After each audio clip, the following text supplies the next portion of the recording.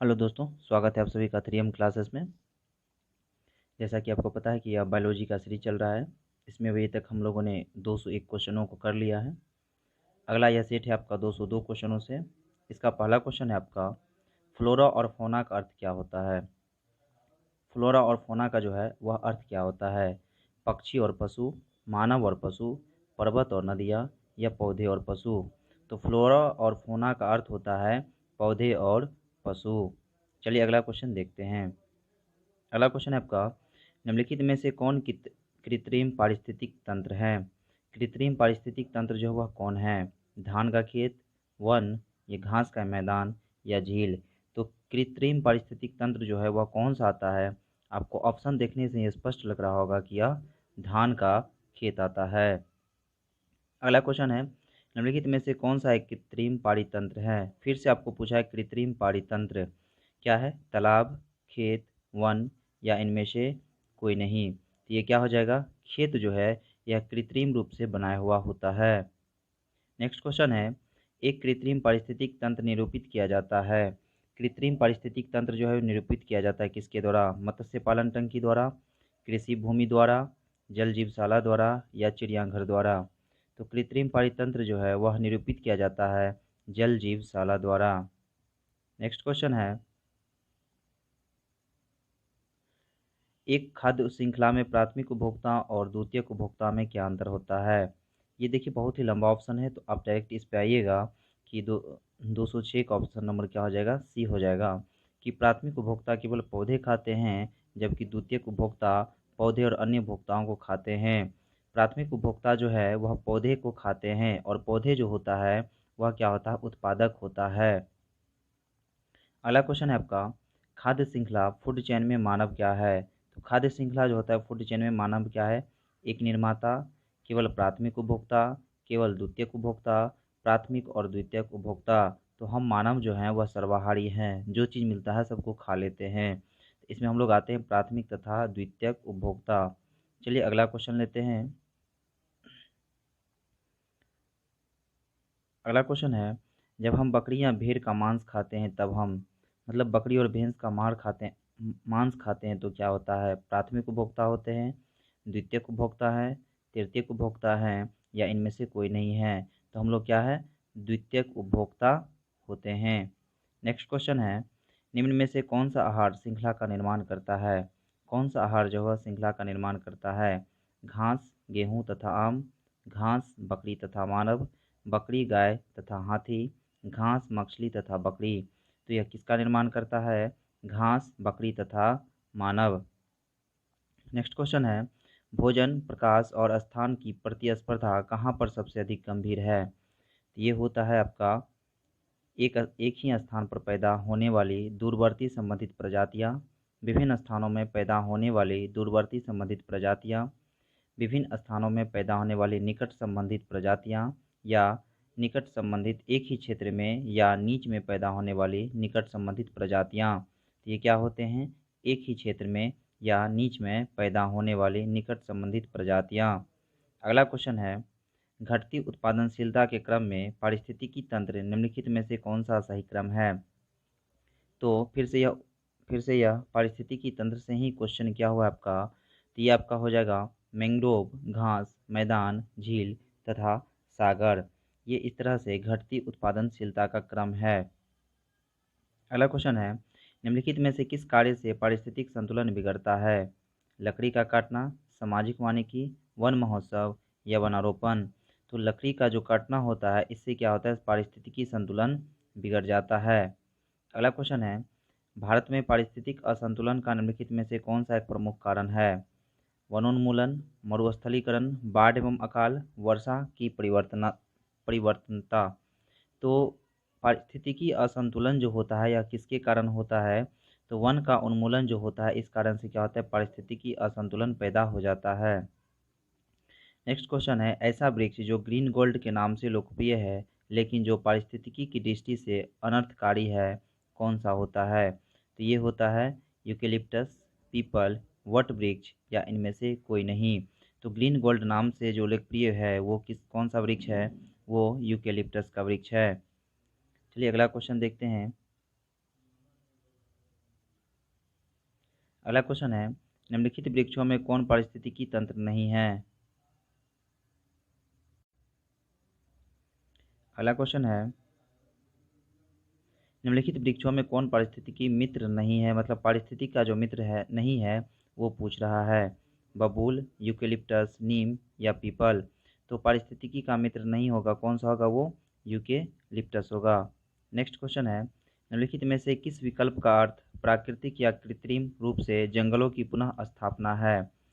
तो ये हो जाएगा आपका डिफोरेस्टेशंस, एफोरेस्टेशंस, रिफोरेस्टेशंस, हीफोरेस्टेशंस।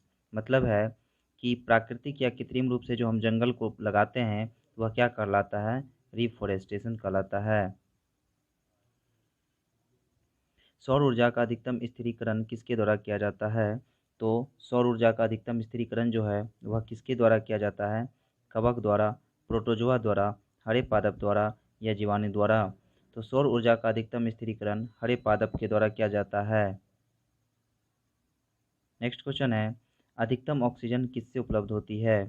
पादप पुंज से, हरे जंगल से, घास के मैदान से या रेगिस्तान से। तो किससे होती है? पादप पुंज से। नेक्स्ट क्वेश्चन है, वातावरण में ऑक्सीजन की मात्रा अपेक्षाकृत नियत रहती है क्योंकि यह किसके द्वारा छोड़ी जाती है? तो वातावरण में ऑक्सीजन की मात्रा जो होती है अपेक्षाकृत कैसी रहती है? नियत रहती है, क्योंकि यह किसके द्वारा छोड़ी जाती है?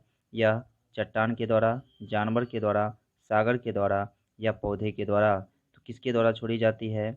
यह पौधे के द्वारा छोड़ी जाती है।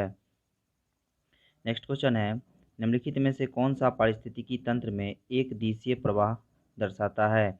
मतलब है एक दिशा का ही प्रवाह को दर्शाता है। तो पहला है प्रकाश, ऊर्जा, जल या बायोमास। तो ये क्या होते हैं? यह ऊर्जा होता है जो एक दिशीय प्रवाह को ही दर्शाता है। चलिए अगला क्वेश्चन लेते हैं। अगला क्वेश्चन है, निम्नलिखित ऊर्जा स्रोतों में कौन सा पर्यावरण को स्वच्छ रखने के लिए सर्वोत्तम है? पर्यावरण को स्वच्छ रखने के लिए कौन सा सर्वोत्तम होता है? पेट्रोलियम उत्पाद, वन उत्पाद, नाभिकीय विखंडन या सौर सेल। तो पर्यावरण को स्वच्छ रखने के लिए जो सर्वोत्तम होता है वह सौर सेल होता है। नेक्स्ट क्वेश्चन है, रेड डाटा बुक का प्रकाशन किसके द्वारा किया जाता है? USEPA द्वारा, ICUN, IUCN द्वारा, WWF द्वारा या IGBP द्वारा। ये जो प्रसारण किया जाता है रेड डाटा बुक का ICUN द्वारा किया जाता है। नेक्स्ट क्वेश्चन है, लुप्त प्राय या दुर्बल प्रजातियों, जो लुप्त प्राय होते हैं मतलब जो नहीं दिखाई दे रहे हैं, या दुर्बल प्रजातियों की सुरक्षा एवं संरक्षण के लिए उन्हें किनके प्राकृतिक निवास से किसी दूसरे व्यवस्था क्षेत्रों में ले जाने को कहा जाता है? मतलब है कि जो लुप्त प्राय या दुर्बल प्रजाति की सुरक्षा एवं संरक्षण के लिए उन्हें उनके प्राकृतिक निवास से जो दूसरे स्थान तक ले जाते हैं उसे क्या कहा जाता है? एक्स टू संरक्षण, इन सिटू संरक्षण, प्रवास संरक्षण या प्रवास संरक्षण। ये दोनों एक ही ऑप्शन हो चुका है। यहाँ देखिएगा इसका आंसर जो होता है ए होता है एक्स टू संरक्षण। अगला क्वेश्चन है आपका, निम्नलिखित में से क्या भारत में बाघों की आबादी के लिए खतरा नहीं है? मतलब है कि बाघ की आबादी के लिए जो है खतरा कौन सी चीज़ नहीं है? प्राकृतिक वास का विखंडन, प्राकृतिक वास का विखंडन हो रहा है, इससे तो किसी भी जीव जंतु को खतरा होगा। मवेशियों की चराई, ये भी खतरा का कारण है। वन्य जीव गलियारों का संयोजन, ये नहीं है, चूँकि वन्य जीव गलियारा अगर बनेगा तो इससे जितने भी पशु पक्षी हैं उन्हें आवास मिलेगा। उपलब्ध शिकार में कमी, तो क्या हो जाएगा इसका? सी नंबर हो जाएगा। नेक्स्ट क्वेश्चन है, जैव मंडल आरक्षित क्षेत्रों का सबसे सही विवरण है? वनों की कटाई से प्रभावित स्थल, बायोगैस उत्पादक स्थल, सतत विकास के अध्ययन स्थल, खनिजों की कमी वाले भंडार। तो क्या होते हैं इसके? सतत विकास के अध्ययन स्थल। नेक्स्ट क्वेश्चन है, बायोलॉजिकल हॉटस्पॉट की मुख्य विशेषता निम्नलिखित है। बायोलॉजिकल हॉटस्पॉट जो होता है उसकी मुख्य विशेषता जो है वह क्या है? स्थानीय फूलों के पौधे और उनसे जुड़े खतरे, वनस्पतियों और जीव की विविधता, कुछ प्रजातियों की फिलहाल विलुप्तता की स्थिति, विविध जीन कुंड की उपलब्धि। तो क्या होता है? वनस्पतियों और जीव की विविधता होता है। चलिए अगला क्वेश्चन है, डैश प्रजातियां संकटग्रस्त प्रजातियां हैं IUCN के द्वारा किए गए वर्गीकरण में शामिल नहीं है। यह कौन सा है? लुप्तप्राय है, हानिकारक है, विलुप्त है या असुरक्षित है। तो ये कौन से हैं? हानिकारक हैं।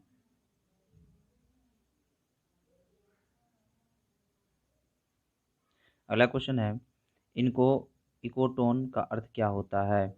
इकोटोन वो है जहाँ दो बायोमास मिलते हैं। यह एक कम अस्तित्व वाले प्रजाति का क्षेत्र है, सीमित वनस्पतियों और जीवों वाला क्षेत्र है, या उच्च बायोमास उत्पादन का क्षेत्र है। इसका ऑप्शन नंबर सी हो जाएगा, सीमित वनस्पतियों और जीवों वाला क्षेत्र है।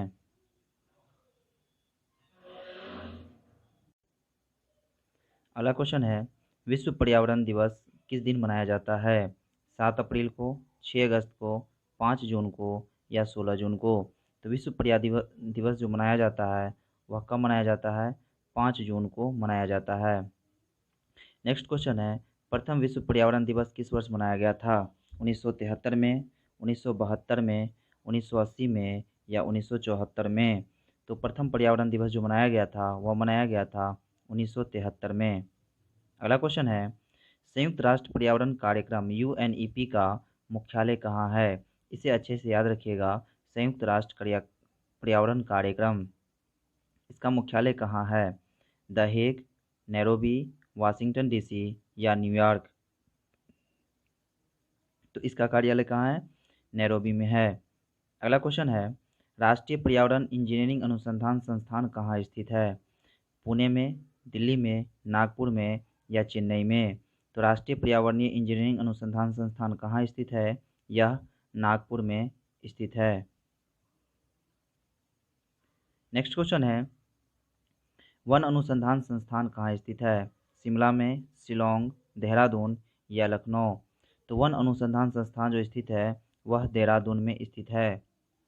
नेक्स्ट क्वेश्चन है, भारतीय वनस्पतिक सर्वेक्षण का मुख्यालय कहाँ है? तो भारतीय वनस्पतिक सर्वेक्षण का मुख्यालय जो है लखनऊ, दार्जिलिंग, कोलकाता या उटकमंड? तो यह कहाँ स्थित है? कोलकाता में स्थित है। नेक्स्ट क्वेश्चन है, NGT का पूरा नाम क्या है?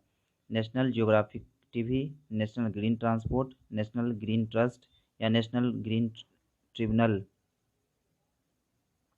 तो इसका पूरा नाम क्या होता है? National green tribunal. Next question है, निम्नलिखित में कौन मानव जनित जीवोम का एक उदाहरण है? मानव जनित जीवोम जो है उसका एक उदाहरण कौन सा है?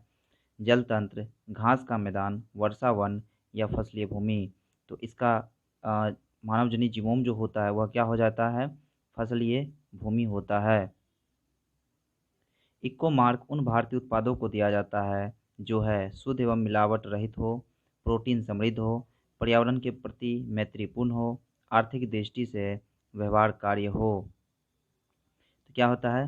पर्यावरण के प्रति मैत्रीपूर्ण हो। अगला क्वेश्चन है, चिपको आंदोलन मूल रूप से किससे विरुद्ध था? संस्कृत प्रदूषण से, ध्वनि प्रदूषण से, वन कटाई से या जल प्रदूषण से? तो चिपको आंदोलन किससे संबंधित था? वन की कटाई से यह संबंधित था, जो मूल रूप से उत्तराखंड क्षेत्र से संबंधित है। चिपको नारा पारिस्थितिकी अस्थायी अर्थव्यवस्था है किसने गढ़ा था? चांद प्रसाद भट्ट ने, सुंदरलाल बहुगुणा ने, श्याम प्रसाद बहुगुणा ने या बचनी देवी ने? यह किसने गढ़ा था? सुंदरलाल बहुगुणा ने। चिपको आंदोलन से सुंदरलाल बहुगुणा ज़्यादा संबंधित हैं।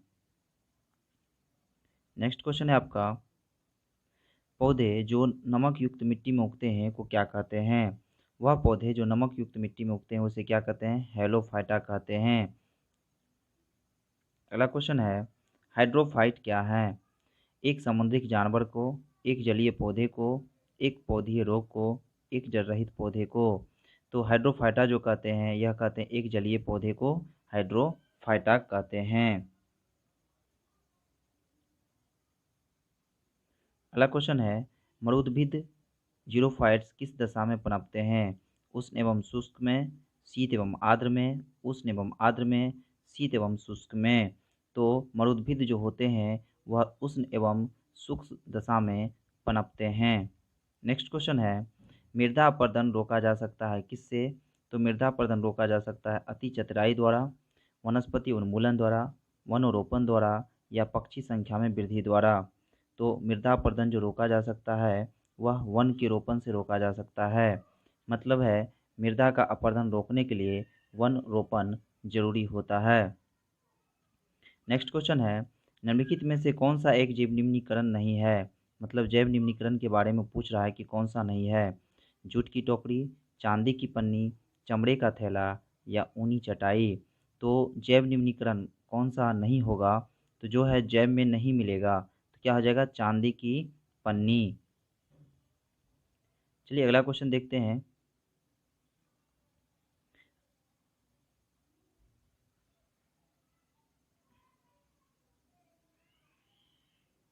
अगला क्वेश्चन है, निम्नलिखित में से कौन सा जैव निम्नीकरण नहीं है? ये तो अभी करवा दिए, चांदी की पन्नी। नेक्स्ट क्वेश्चन है, निम- निम्नलिखित में से क्या जैव अपघटनीय है? जैव अपघटनीय के बारे में पूछ रहा है कि कौन सा है। डीडीटी है, पेपर है, प्लास्टिक है या एल्युमिनियम है।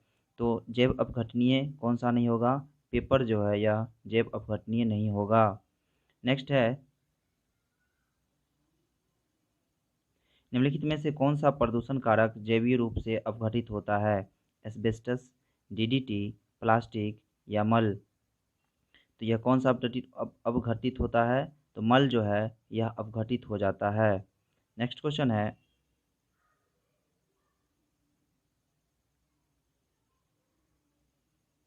नेक्स्ट क्वेश्चन है, निम्न में कौन सा जैव निम्नीकरण है? मतलब जैव निम्नीकरण कौन सा है ये पूछ रहा है। कागज, डीडीटी, एल्युमिनियम या प्लास्टिक। तो कौन सा है ये जैव निम्नीकरण? कागज होता है। अगला क्वेश्चन है,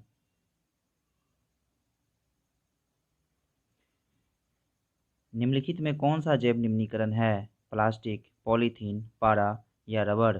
तो जैव निम्नीकरण जो होगा वह कौन सा हो जाएगा? रबर हो जाएगा। इसका मतलब है प्लास्टिक, पॉलीथीन और पारा जैव निम्नीकरण नहीं है। नेक्स्ट क्वेश्चन है, निम्न प्रदूषकों में कौन जैव विघटित होता है? तो निम्न प्रदूषकों में कौन जैव विघटित होता है? पारा, वाहित मल, प्लास्टिक या एस्बेस्टस।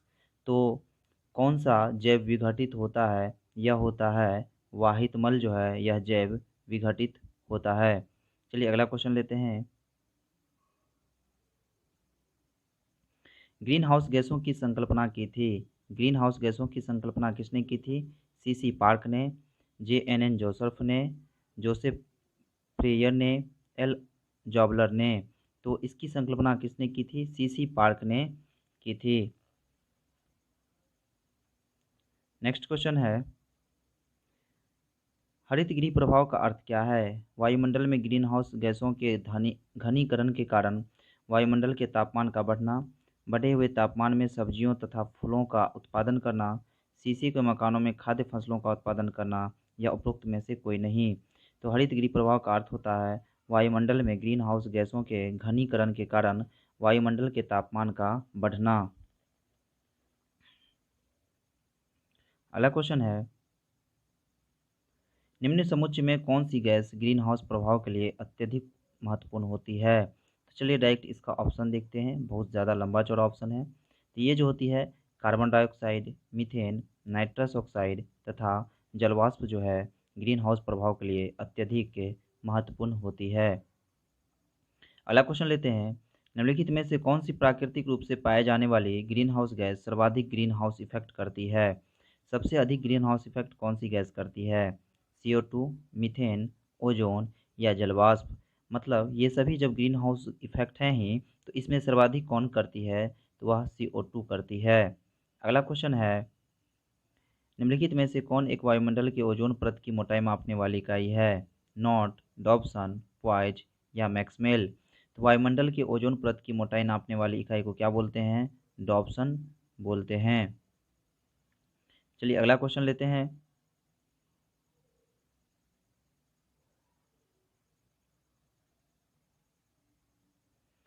वायुमंडल में जिस ओजोन छिद्र का पता लगाया गया है वह कहाँ स्थित है?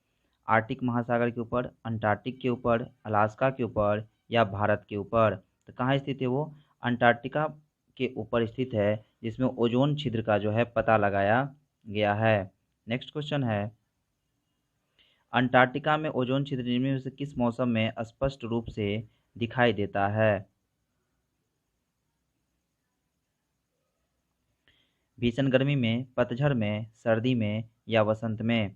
तो किस मौसम में ये छिद्र अधिकतर स्पष्ट रूप से दिखाई देते हैं? तो ये भीषण गर्मी के मौसम में बहुत ज़्यादा दिखाई देता है। अगला क्वेश्चन है, वायुमंडल में उपस्थित ओजोन परत अवशोषित करती है कॉस्मिक किरणें को, इंफ्रारेड किरणें को, अल्ट्रावायलेट किरणें को या सभी विकिरणों को। तो ये किसको अवशोषित करती है? अल्ट्रावायलेट किरणों को अवशोषित करती है। नेक्स्ट क्वेश्चन है, ओजोन परत के क्षरण के कारण क्या होता है? तो ओजोन परत के क्षरण के जो कारण होते हैं, स्तन कैंसर हो सकते हैं, त्वचा कैंसर हो सकते हैं, फेफड़े का कैंसर होता है या रक्त का कैंसर होता है। तो ओजोन परत के क्षरण का जो कारण होता है, ये सबसे ज़्यादा हमारे त्वचा को प्रभावित करता है। नेक्स्ट क्वेश्चन है, कौन सी किरणें त्वचा को क्षति पहुंचाती है? Infrared range, UV rays, X rays या येलो रेज। तो कौन सी रेज जो है हमारे त्वचा को सबसे ज़्यादा क्षति पहुंचाती है? तो यह पहुंचाती है यूवी रेज। अगला क्वेश्चन है आपका, ओजोन परत के न होने पर वायुमंडल में कौन होता है? जब ओजोन परत नहीं होता है तो वायुमंडल में कौन होता है? अवरक्त होता है, दृश्य होता है, परावैंगनी होता है या एक्स किरणें होता है। ये कौन सा होता है? ये होता है परावैंगनी। अगला क्वेश्चन है,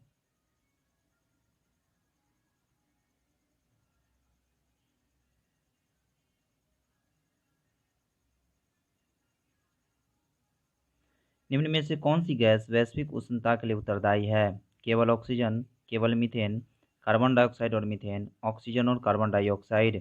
तो कौन सी होता है ये है कार्बन डाइऑक्साइड और मीथेन।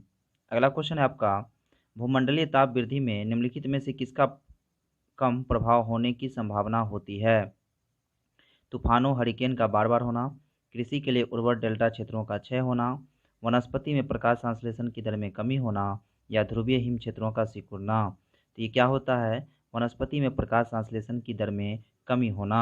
तो दोस्तों, ये था आपका 200 से 263 नंबर तक का सारा क्वेश्चन। आगे हम लोग अब नेक्स्ट पार्ट में इससे आगे को क्वेश्चन करेंगे।